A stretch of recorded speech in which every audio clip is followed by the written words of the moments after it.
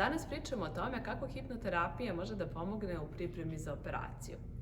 Hipnoterapija ne samo što pomaže u pripremi za operaciju, ona može da pomogne i u toku operacije i u postoperativnom periodu.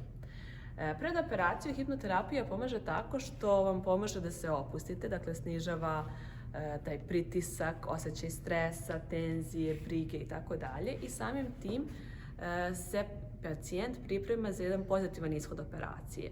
A lekari potvrđuju da je to očekivanje koje pacijent ima izuzetno važno u toku njegovog postoporavka.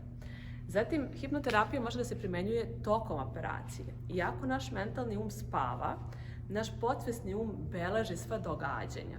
Tako da se čak i tokom same procedure, dakle dok je pacijent u stanju sna, puštaju te hipnoafirmacije koje utiču posle na ishod. I naravno kao jedna pomoć u bržem oporavku nakon operacije koristi se takođe hipnoterapija, to može da bude uživo terapija sa terapeutom online ili mogu opet biti nastavljene afirmacije i studije pokazuju da to drastično pomaže u tom bržem periodu oporavka, da pomaže u tome da se nuspojave anestezije poput mučnine, bola, vrtoglavice i tako dalje, čak i povraćanja, da se smanje i da se drastično ubrzava period nakon kojeg se pacijent potpuno oporavlja.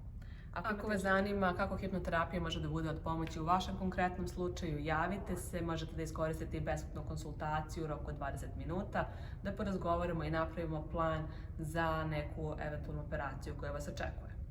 To može da bude nešto minorno, poput odlaska na operaciju zuba, do velikih značajnih operacija, pa čak i porođaja. Vidimo se!